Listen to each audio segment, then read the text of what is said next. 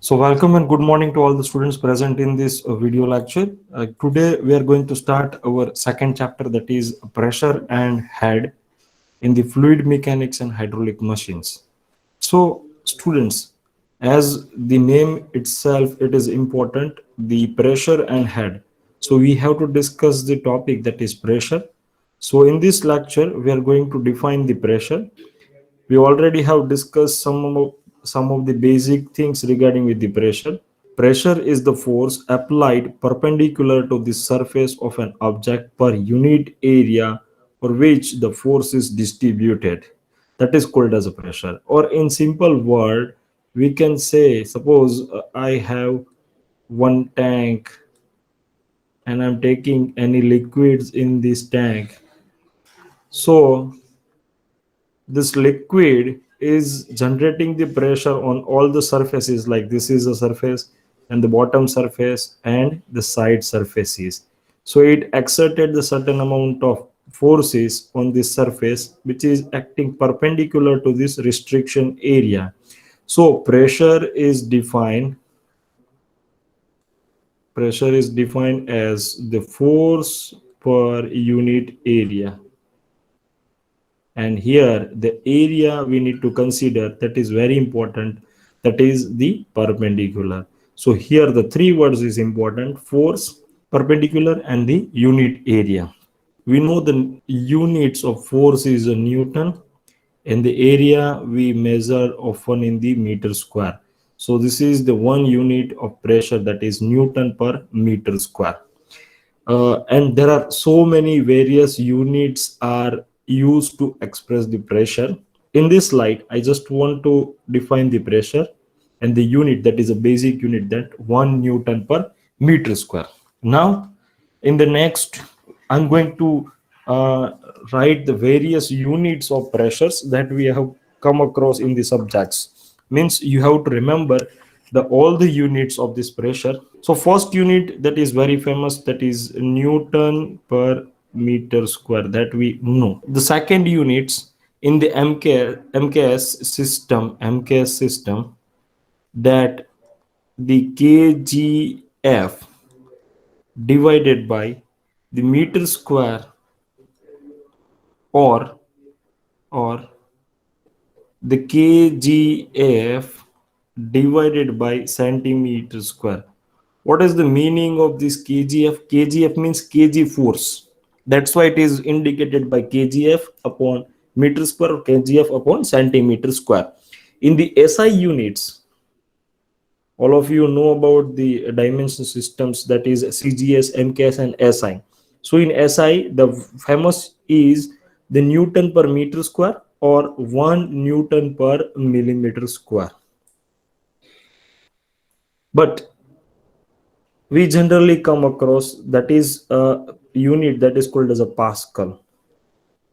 So the 1 Pascal, which is equals to 1 Newton per meter square. Now we another unit is also there, that is called as a bar. So bar is having the relationship with the Pascal, that is the 1 bar equals to 100 kilo Pascal. Now we establish the relationship between 1 bar and 1 Newton per meter square. So here we know that is the 100 into the kilo means 10 to the power 3 Pascal. So we get the 10 to the power 5 Pascal. And Pascal is the 10 to the power 5 Newton per meter square. Generally in the numerical, the unit of pressure is given in the terms of Pascal or in the bar. And for the conversion, we have to use the relationship between this 1 Pascal equals to 1 Newton per meter square, as well as 1 bar equals to 10 to the power 5 Newton per meter square. We have the relation between these two unit also. Then 1 Newton per meter square, if you convert it into this Newton as, and here the meter is converted into millimeter, then 10 to the power 3 is there, to the power 2 millimeter square is there. So we get 1 divided by 10 to the power 3 to the 6 is there. So Newton per millimeter square. So that is called as a 1 Newton per meter square. And finally, if you come across, then we have this 1 Newton per meter square equals to 10 to the power minus 6 Newton per millimeter square is that. So this is the conversion of unit is that. Now we are going to discuss the next topic, that is called as a Pascal's law. And student, this is very important topic which is repeatedly asked in the GTO examinations, that is called as Pascal's law. Pascal's law states that the intensity of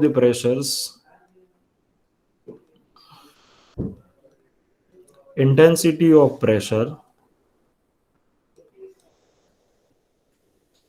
at any point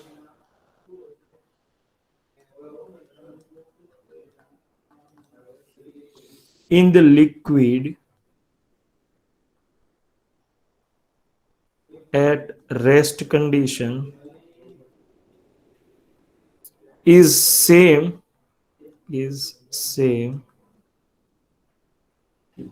in all the directions. So first we need to understand the meaning of the sentences or the law of Pascal's. The intensity of pressures at any point in the liquid at rest is same in all the directions. Students, what is exactly the meaning? Suppose I have taken this one water bath or one pan of filling with waters, and suppose I'm taking any this point, so it has a directions like we have discussed about the three-dimensional. So the pressure is acting in this directions, in this directions, in this direction, in any directions. So the intensity of pressures in all the directions are equal if the fluid is at the rest conditions, means there is no motion, there is no motions. So this law is applicable when the fluid is rest, means it is applicable to the static conditions only, static conditions. It is not applicable for the dynamics, means whenever the fluid is having a certain motion, at that time you cannot be able to apply this Pascal's law. Pascal's law is applicable when the static fluid is there or fluid is at rest conditions. And the intensity of pressures means the value of pressure. So now we are going to derive. So before going to derivations, we just have taken one elementary area. So again, I'm taking the one pan in which the water is there. So I have taken this one triangular elements.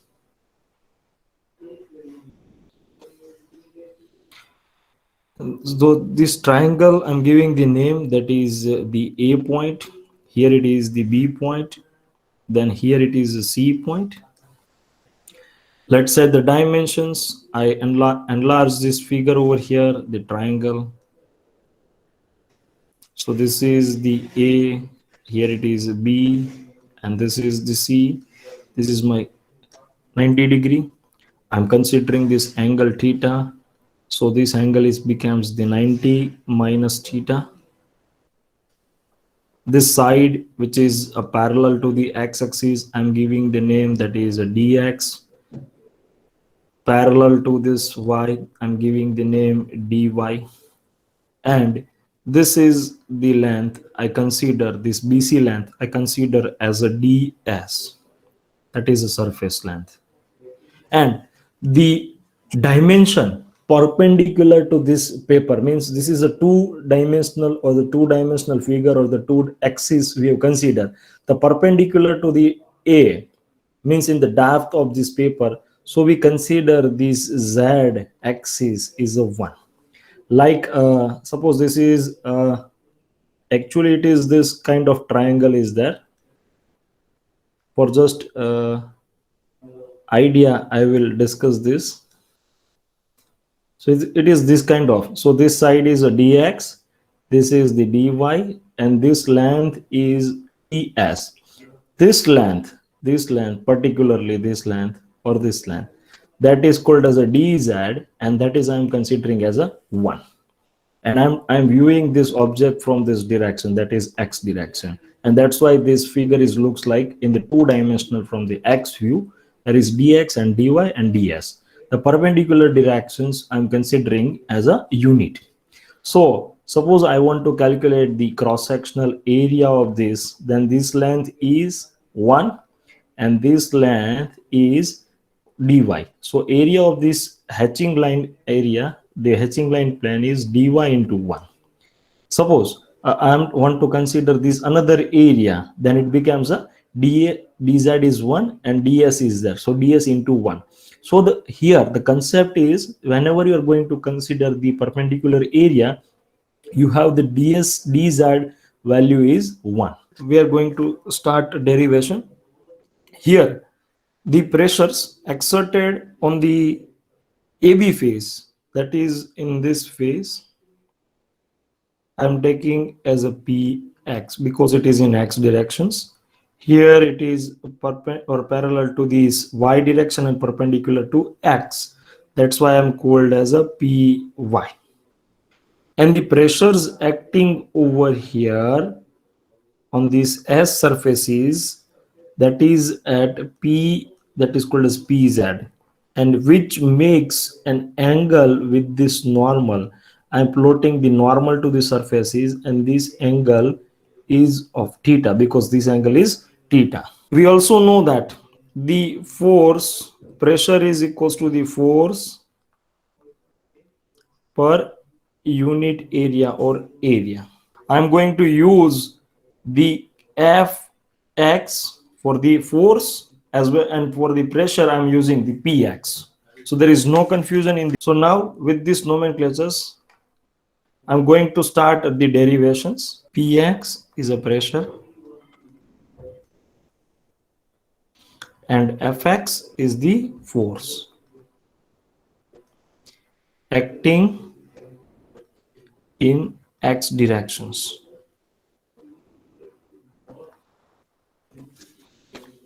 This px is acting on the faces, that is face AB. This is also on the AB faces. Then py and the fy, that is a force and pressures acting on the surface, that is the AC. It is acting on the surface AC. Pz and fz is the pressures and force acting on the surfaces, that is the BC surfaces. We have to go for the balance conditions, but before the balance conditions, I want to calculate the area of different surfaces so that it is very easy to understand. So I'm going to consider the area of the AB face.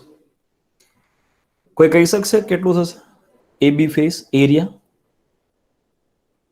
This AB face, that is a dy, and the perpendicular dimension is 1. So we get the dy into 1 because the dz is 1. Then area of the AC face. Same way, what is the AC face? That is dx into 1 because this is the dx and perpendicular dz, that is 1. Then the area of the BC face, that is ds and perpendicular dimension is 1. So we get the ds into 1. Now I'm going to calculate the volume of the triangle or volume of the elements. So we know the concept of density.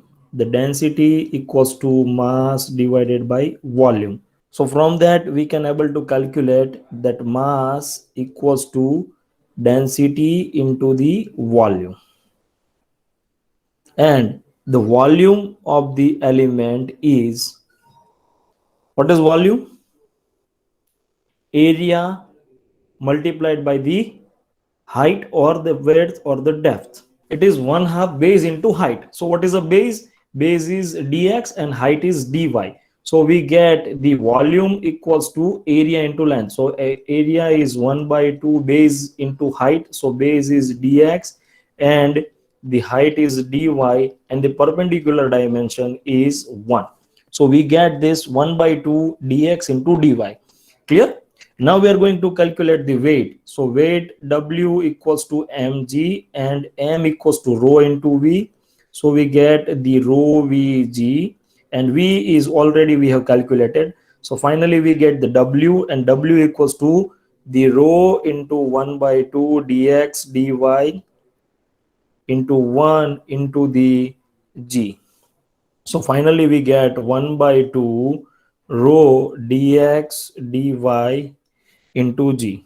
We go for the balance conditions. Before going to balance conditions, I just want to write the expression of the fx that is a force acting. Force equals to pressure into the area. So pressure is the px and the area of AB surfaces, that is dy into 1. So I'm having the dy into 1. That is force acting on the AB surfaces. This is acting on the AB surfaces. Then fy means py into the area of the AC surface, and AC surface is having area of dx into 1.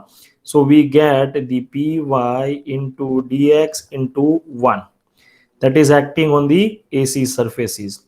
Now for the z, so fz, I'm getting the pz into the area, an area of BC surface, that is ds into 1. So I am getting this ds into 1 that is acting on this surfaces, that is a BC surface. So now from the pressure intensity, I have converted all these things into the force, and all the force is having a units of Newton. Similarly here the mass is having a units of kg into the g means meter per second square. So finally the unit of weight is also the Newton, and weight is acting on the cg means the center of gravity. So weight is acting over here, it is the W.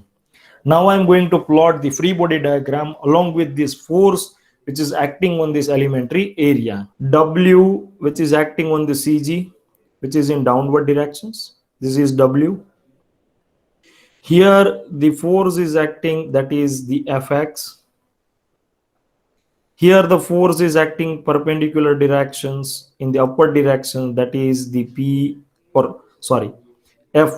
It is Fy. And the third is acting over here, and that is called as Fz. And the angle of this Fz with this normal is a theta, and this angle is also theta. Now we resolve this force, that Z force, in the two directions. We have already do these practices in the yesterday's lecture. Suppose P is there and this is a theta, then we get the P theta cos theta, and we get the P sine theta perpendicular to that. So here, when we consider in the horizontal directions, this force is resolved over here in these two directions. Let's say F. So it making the angle with this vertical axis, and that's why it becomes Fz cos theta, because it is adjacent side, and here it is becomes Fz sine theta. So this component, this force is acting in these directions, so resolution is becomes like this, and here it is like this. So this is Fz, and this horizontal component is becomes Fz into sine theta, and the vertical component is becomes Fz into cos theta. So now we considering the balance or equilibrium conditions. So in equilibrium conditions, the horizontal forces as well as the vertical forces having a resultant of 0. So we analyze the forces first in the horizontal conditions. Horizontal force. So horizontally, one force is acting, that is X. It is acting in the directions from left to right, and The component of fz, that is fz sine theta, is acting from right to left, and for the equilibrium both are equal. So we write that the fx equals to fz sine theta, and we know that this fx minus fz sine theta equals to 0. Now we are going to put the value of this fx and fy. So from previous expression, we know that fx equals to px into dy and fz equals to pz into ds. So we are putting down the value, that is a px into dy minus pz into ds into sine theta equals to 0. So we get the px into dy equals to pz into ds sine theta. That is our expression number 1. Now we are resolving the forces in vertical conditions. So vertical forces, so some of the forces are acting in the downward directions and some of the forces are acting in upward directions. So here the downward directions means the w is there, as well as the component of this fz, that is fz cos theta, and in upward direction there is fy. So we write upward forces equals to the downward forces. Upward forces equals to the downward force.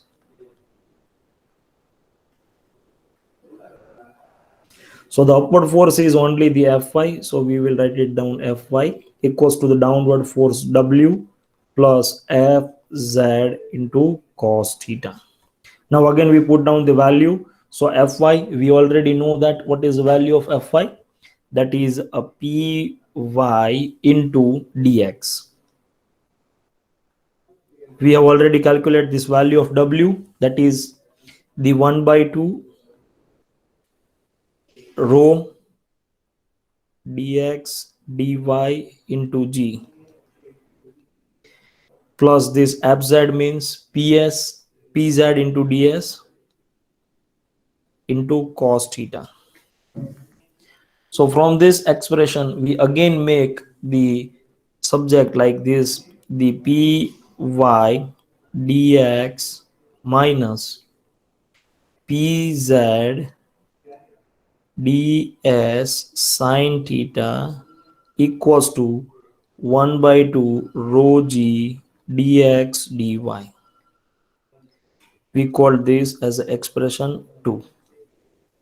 Now we go for the some geometrical discussions. In this triangle, that is ABC, we have this sign, that is AC is dx and AB is dy, and this is pz. So we again going to establish a relationship between that.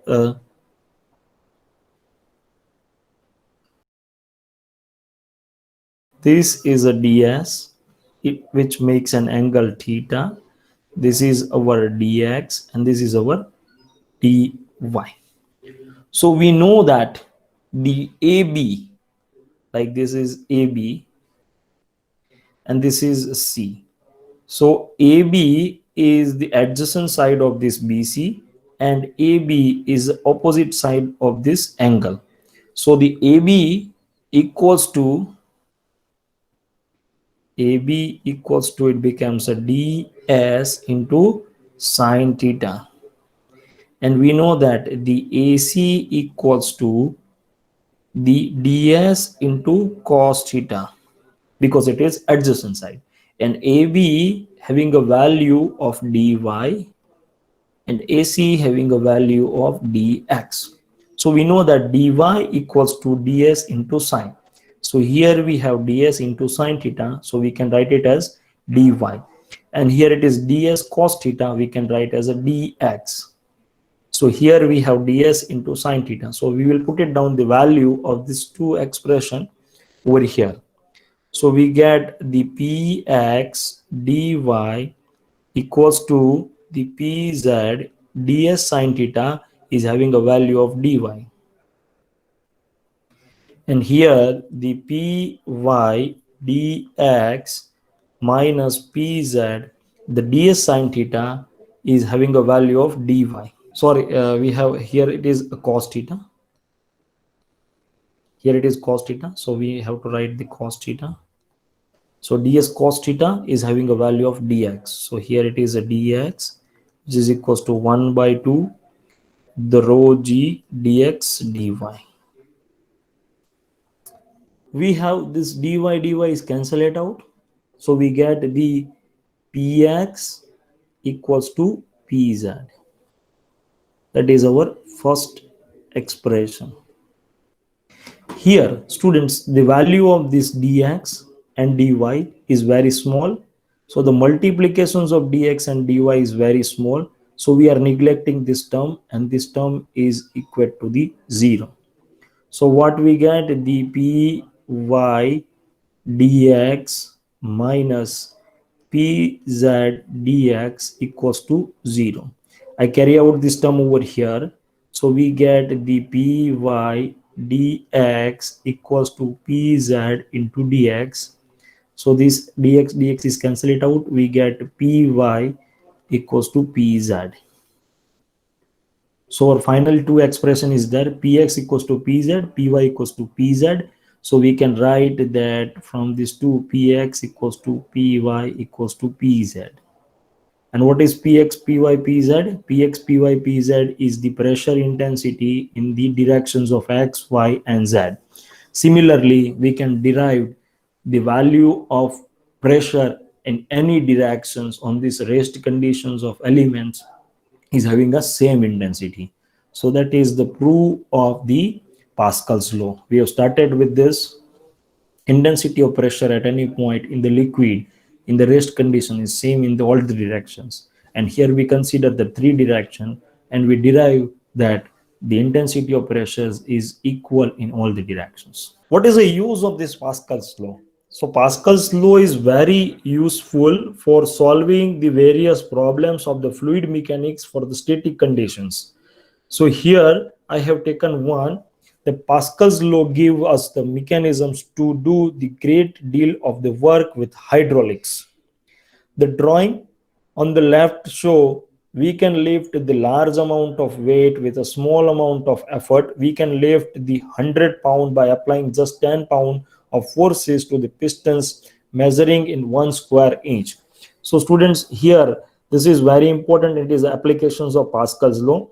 Whenever you have the small area and whenever you have the larger area, as Pascal's law state that the intensity of pressures is equal. So pressure, suppose I'm giving the name, this is the plunger and this is the ram. So the pressure on the ram is equals to the pressures at the plunger.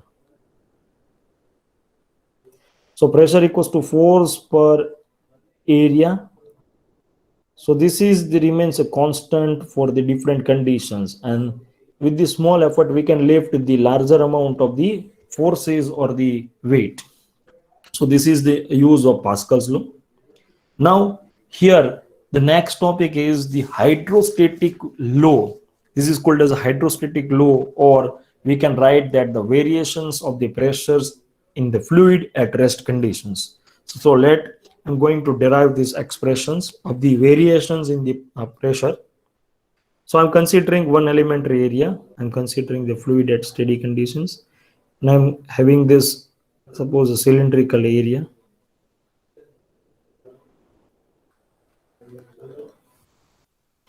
So the weight of this element is acting in the downward directions, that is indicated by W. The height of this cylinder I'm considering as a dz. So pressure acting over here, the force, the pressure into the area dA, I'm considering the cross-sectional area of this. This is my surface, that is AB surface. Here I'm considering the CD surfaces. So pressure acting from these directions, let me consider this is the P2 into dA, and this is I'm considering is a P1 into dA. So for the balance conditions, we write the expressions that the downward force, that is a P1 into dA plus the W which is equals to the upward force, that is P2 into dA. So now what we get over here for the equilibrium, that is a P1 into dA minus P2 into dA plus W equals to 0. So we take the dA common, so we get P1 minus P2 into the dA plus W equals to 0. Now we know that the value of W. So W equals to, we know that W equals to mg, and the mass equals to the rho into V from the definitions of the density. So volume of these elements, volume means the area into the dz, that is a height. So we get a dA into dz into g.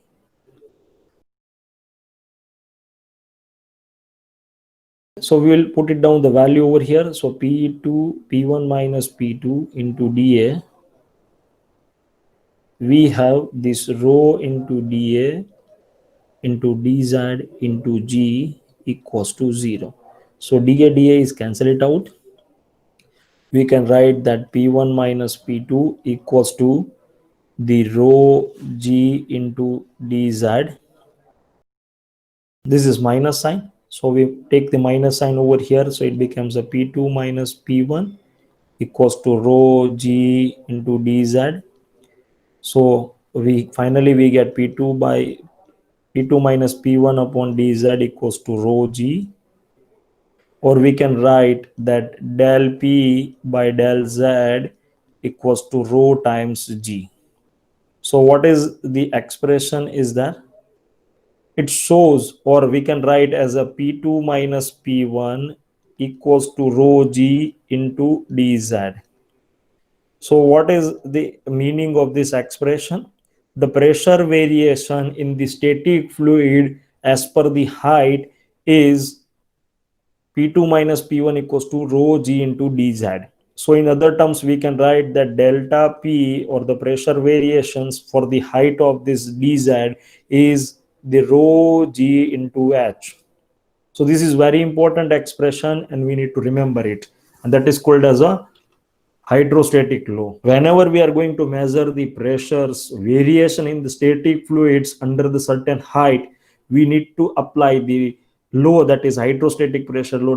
Delta P equals to rho g h, means the pressure variations equals to rho g into h. So this is important expressions.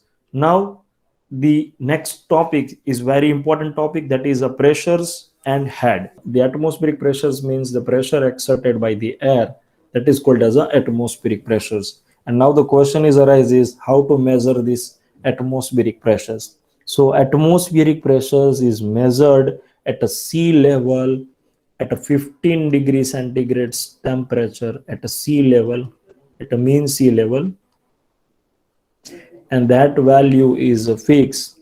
That is, there is a various unit is there. One is 760 millimeter of the Hg, and Hg means the mercury, or it may be equals to 10.33 meter of the water. If we consider into the in the terms of the kilonewton, then it is 101.3 kilonewton per meter square. If we consider into the kg forces, that is 1.033 kg force per centimeter square. So these are the some standard value of the atmospheric pressures, or we can also write as a 1 atmospheric pressures. Now students, have you observed that gauge which is used to measure the pressure? This gauge, if you observe this gauge which is measuring the pressure, is indicating 0 in the atmosphere.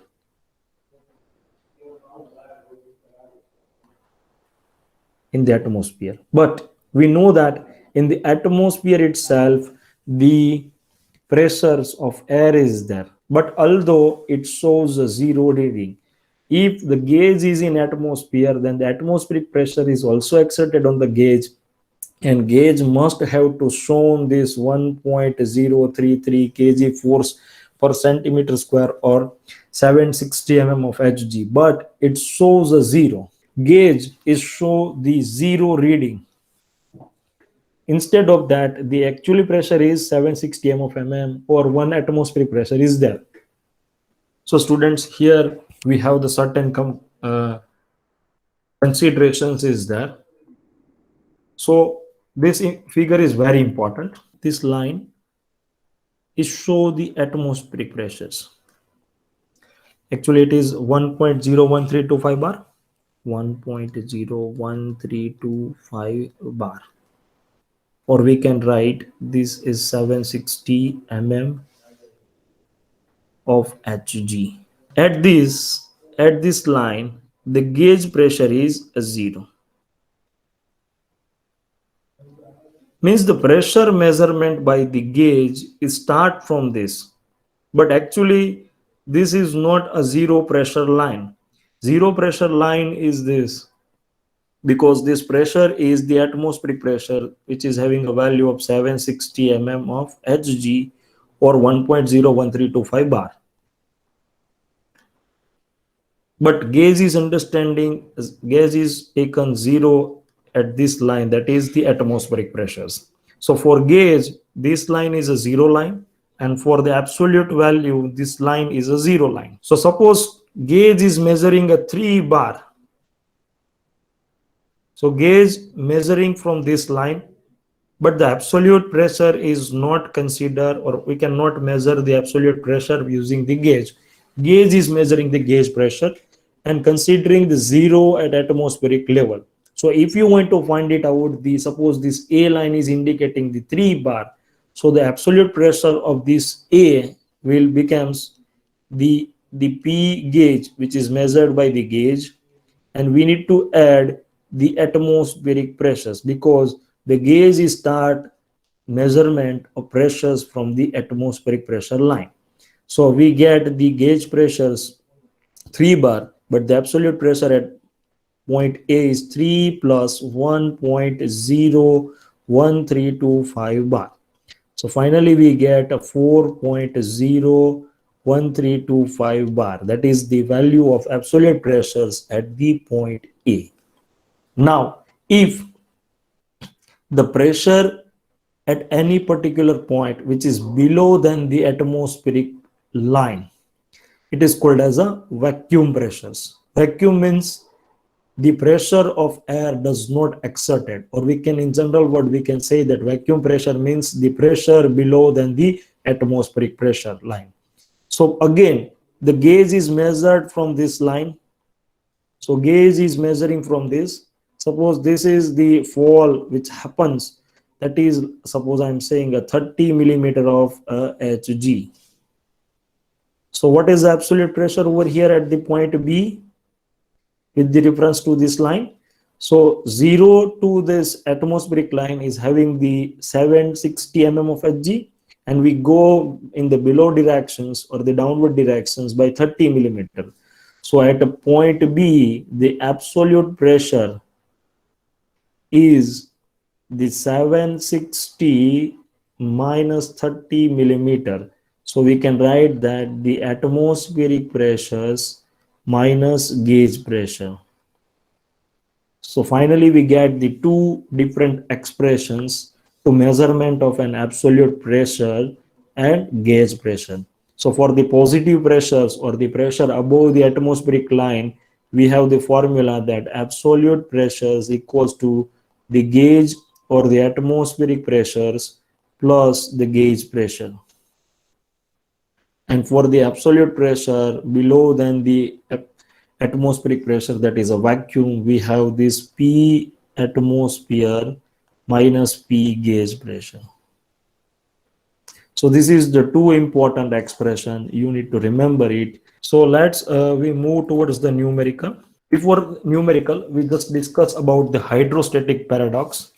The pressure of any particles in the fluid does not depend on the weight of the fluids in the any vessels. Means the height of this fluid is same and the pressure is acting on the bottom of the that vessel is also equal, and that is called as a hydrostatic paradox. So now after discussion of this chapter number 2, we are going to solve a numerical. Here it is given the hydraulic press has a ram of 20 centimeter diameter and the plunger is of 3 centimeter, and it is used to lift the weight of 30 kilonewton. Find the force required at plunger. So it is similar as we have discussed the applications of the Pascal's law. It is similar to that. So here we have one ram is there. This is the ram. We put the weight over here. It is a 30 kilonewton, which is acting in the downward directions. The diameter of the ram is given, that is a 20 centimeter. And here we have the plunger. We are applying the force over here. The diameter of this plunger is a 3 centimeter, and we need to calculate the force required over here at plunger. So we know that the area of this 3 centimeter, so we find it out the area of plunger, which is a circular shape, so pi by 4 d square is there, and area of ram we are finding out, that is also a pi by 4 capital D square is there.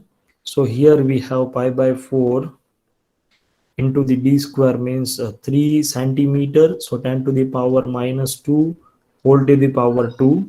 Similarly, we have the pi by 4 into the 20 into 10 to the power minus 2 whole to the power 2. So we get the value of area for the plunger as well as the value of area for the ram. 7.065 minus 4, 10 to the power minus 4. This is in the meter square. Okay, for the ram 0.0314. Now we are applying the Pascal's law. So all of you know about the Pascal's law. The intensity of pressure is same. Pressure on the plunger equals to the pressure on ram. So we get the force on the plunger divided by area of plunger. Similarly, the force on the ram divided by area of ram. Using this relation, we can able to find it out the force required. So force equals to, we get the Fr into AP divided by AR. So we get the W into AP divided by AR. So we get the 30 kilonewton into the area of plunger, that is 7.065 10 to the power minus 4 divided by 0.0314. So finally, what is the answer we get in terms of Newton? It is 675 Newton. So this is our answer. Now we are going to solve the second numerical. So here, what are the gauge pressures and the absolute pressure at a point 3 meter below the free surface of a liquid having a density of 1530 kg per meter cube if the atmospheric pressure is equivalent to the 750 millimeter of mercury? The specific gravity of mercury is 13.6 and the density of water is 1000 kg per meter cube. So here, students, we need to calculate the pressure. Suppose this is the free surface. So this is the free surface as we have already discussed in the previous lecture. When we go below the 3 meter from the free surfaces, we need to measure the pressure. So today in the concept of the hydrostatic law, we learned that P2 minus P1 equals to rho G into H or rho G into delta Z. So the density of the fluid is there. So the density of fluid is there 1530. So we get the 1530. J is a fix, that is a 9.81 into H, that is a 3 meter. So the unit of this is a kg per meter cube into meter per second square into the meter. So this is becomes a Newton, and meter is cancel it out. We get the answers in Newton per meter square. So what is the answer over here? That is 1530 multiplied by 9.81 into 3. So we get 450,279 27.9 Newton per meter square. The height given over here, that is 750 millimeter of mercury. So we can calculate the pressures, that P2 minus P1, or the absolute pressures, that is the rho g into h. So the density of mercury is given, that is 13.6 multiplied with this. The specific gravity equals to, we all know that specific gravity equals to the density of fluids divided by density of water. So specific gravity is given, that is a 13.6 equals to density of mercury, that is Hg, divided by density of water. So rho Hg, we get the 13.6 into 1000. So we get the answers, that is 13,600. So the density of the mercury is 13,600 multiplied with the g, that is 9.81, into the height, that is given in millimeter. So we need to convert it into the meter. So 750 millimeters into 10 to the power minus 3 is there. So finally what answer we get, that is the our atmospheric pressure.